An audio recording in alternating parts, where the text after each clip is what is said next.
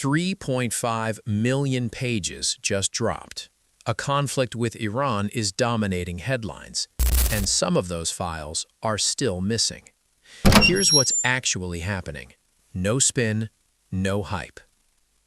Jeffrey Epstein died in 2019. Ghislaine Maxwell is now serving her sentence.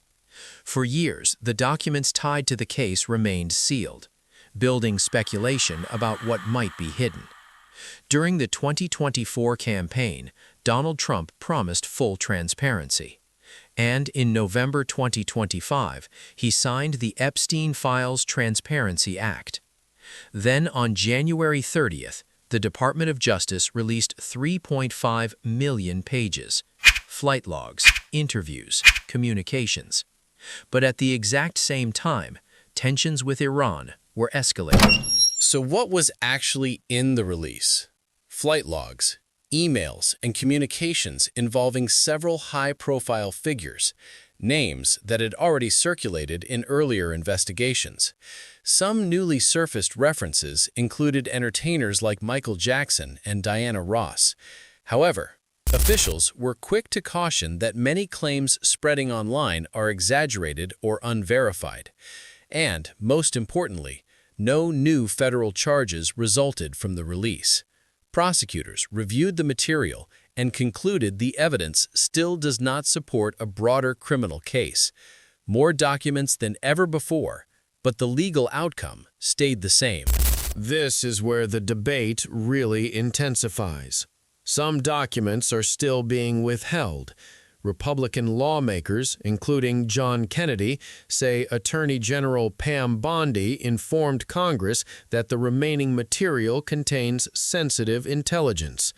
And, according to them, the ongoing situation with Iran is affecting the timing of the full release. The argument is simple. Releasing certain information while U.S. forces are actively deployed could create national security risks. But Democratic members of the House Oversight Committee strongly disagree.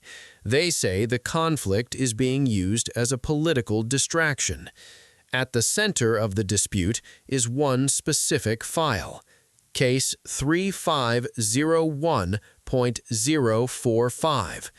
A woman made allegations involving both Epstein and Trump, dating back to the 1980s. One interview connected to that claim was released, while 3 others remain unreleased. Those missing portions were later reported on by The Guardian. The allegations remain unverified, but the timing during active military tensions is what's fueling the loudest part of the controversy. So right now, 2 completely different narratives are circulating. One side believes the conflict is being used to delay accountability.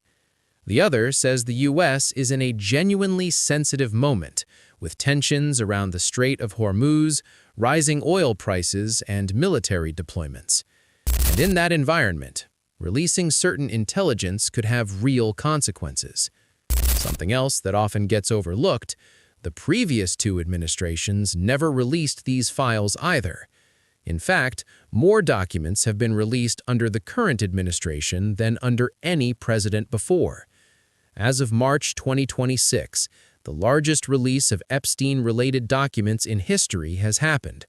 High-profile names have appeared again, no new federal charges have followed, and some files are still withheld, with the Iran situation now part of the explanation. Whether that's a legitimate security decision or a political one is a question no one can fully answer yet.